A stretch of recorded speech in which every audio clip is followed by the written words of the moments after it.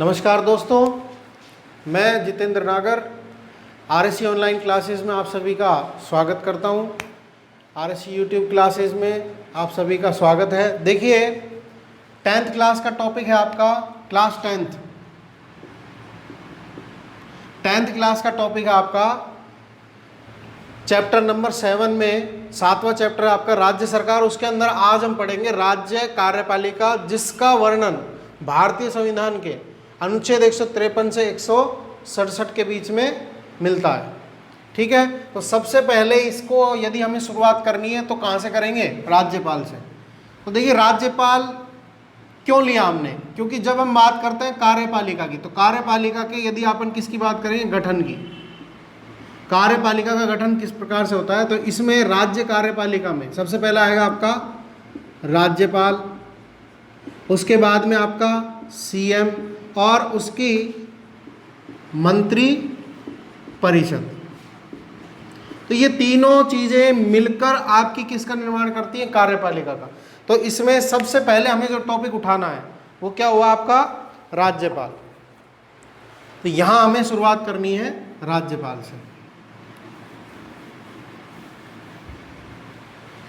तो देखिए, राज्यपाल की स्थिति क्या है? क्या स्थिति है राज्यपाल की? जिस स्थिति में केंद्र में राष्ट्रपति होता है, उसी स्थिति में राज्य में कौन होता है? राज्यपाल। देखिए, भारतीय राज्यों में भी संसदात्मक शासन है और इसके हिसाब से यहां पर एक तो कार्यपालिका का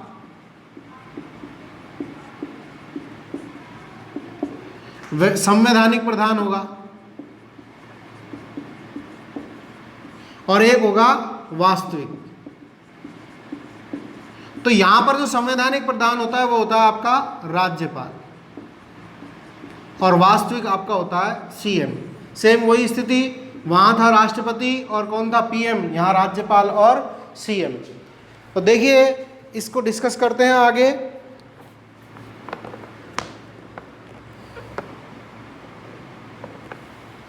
तो यहां आपको सबसे पहले इसी बात को समझना है। ये प्रश्न आपसे पूछा जाता है कि राज्य कार्यपालिका का वैधानिक प्रधान कौन होता है? तो राज्यपाल आएगा, गवर्नर। और यदि पूछा जाए वास्तविक तो आएगा सीएम, आपका मुख्यमंत्री।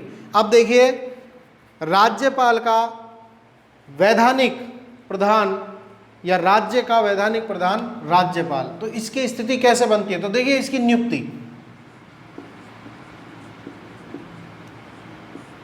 तो आपको सबसे पहले ये समझना है, ये शब्द है प्रसाद पर्यंत।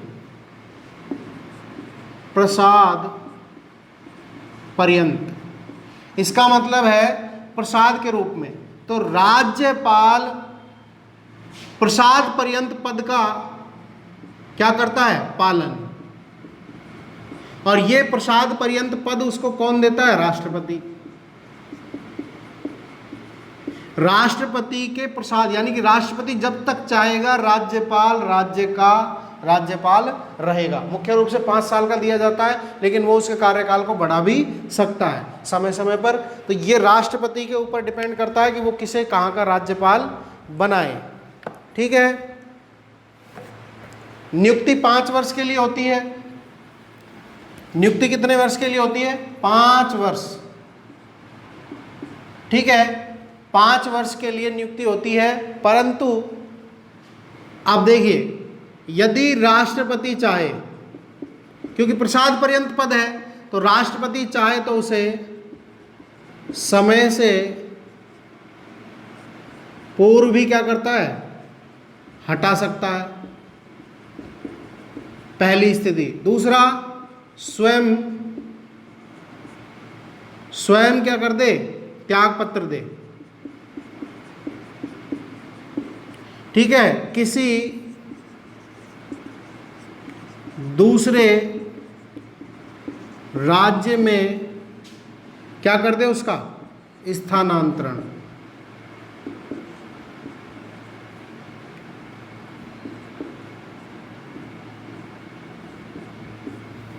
तो ये स्थितियां हैं कुछ जो आपको याद रखनी है। तो राज्यपाल अपने पद पर बना रहेगा, इसके लिए वो किसके ऊपर डिपेंड करता है? राष्ट्रपति के ऊपर। ठीक है, तो ये आपकी कुछ स्थितियां हुई। अब देखिए, आप समझिए, राज्यपाल की नियुक्ति संबंधी स्थिति हमने पढ़ी। तो राज्यपाल की नियुक्ति किस स्थिति में की जाती है? तो कुछ स्वस्थ परंपरा है उसके लिए। यानी ये तो ठीक है कि राष्ट्रपति चाहेगा तो राज्यपाल बन जाएंगे, ठीक है, लेकिन राष्ट्रपति वो बात चाहते समय कौन कौन सी ऐसी बात है जिनका वो क्या रखता है? ध्यान रखता है, या परंपरा। कुछ परंपराएं हैं जिनका ध्यान कौन रखता है? राष्ट्रपति। कब? जब वह राज्यपाल का क्या कर रहा हो? चुनाव। तो आपको ध्यान रखना है कौन कौन सी बातें। तो पहली कि राज्यपाल जिस राज्य में नियुक्त किया जाए वहां का नागरिक ना हो।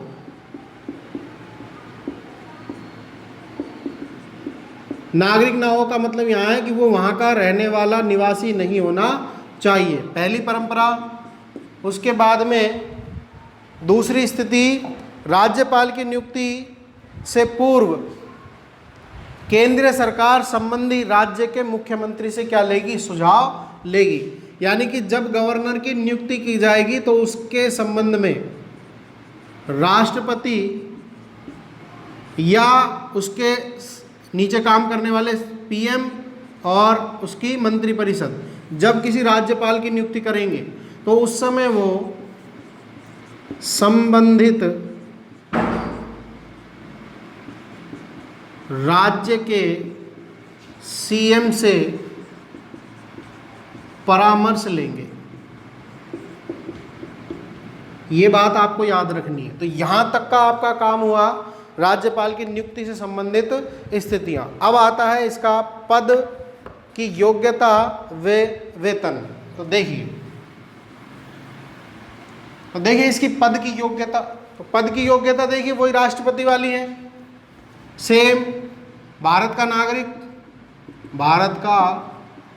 नागरिक, ठीक है, पहली। दूसरी, 35 वर्ष उम्र कम से कम। इसके बाद में लोकसभा की जितनी भी योग्यताएं होती हैं वो सब इसमें होनी चाहिए।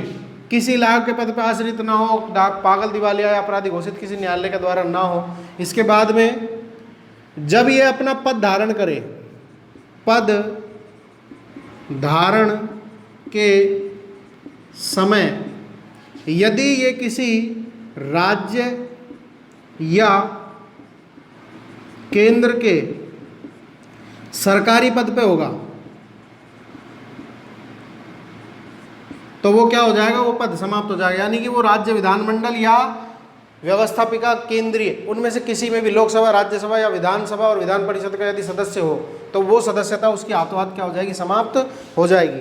और इसे किसी भी पार्टी से कोई संपर्क रखने की अनुमति नहीं होती। इनको ऐसा नहीं दिखाना होता है कि हमारा किसी पार्टी से कोई संबंध है, और ना ही ऐसा माना जाता है।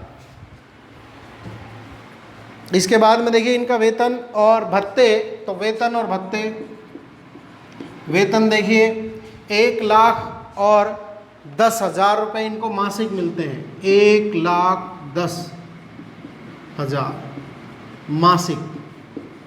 इसके अलावा निशुल्क क्या मिलता है? आवास,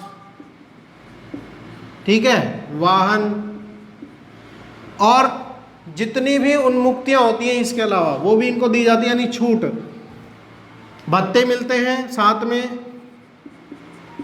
और इनके सारे के सारे वेतन भत्ते राष्ट्रपति के ऊपर डिपेंड करते हैं। राष्ट्रपति चाहता है उतना हो जाता है, और समय समय पर इनको क्या किया जाता है? चेंज किया जाता है।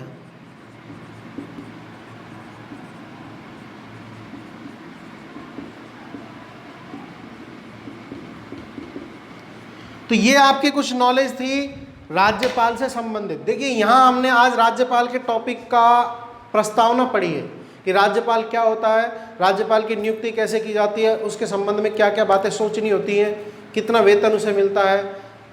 तो ये सब चीज़ें जानकर आपको पता लगा होगा कि हमारे जो राज्य होते हैं उनके राज्यपालों की नियुक्ति किस प्रकार से की जाती है, क्यों वो हमारे राज्य के नहीं होते फिर भी हमारे राज्य के राज्यपाल होते हैं। तो ये कुछ संबंध थे। इसके बाद में हम अगले टॉपिक में, अगले वीडियो में अगले टॉपिक पे डिस्कस करेंगे जिसका नाम होगा राज्यपाल की शक्तियाँ, और टुकड़ों में हम उनको पढ़ेंगे। ठीक है, छोटे छोटे टुकड़ों में पढ़ेंगे ताकि आप उनको अच्छे से समझ सकें। ठीक है, वीडियो अगर अच्छा लगा हो तो लाइक, शेयर और सब्सक्राइब जरूर कीजिएगा। धन्यवाद।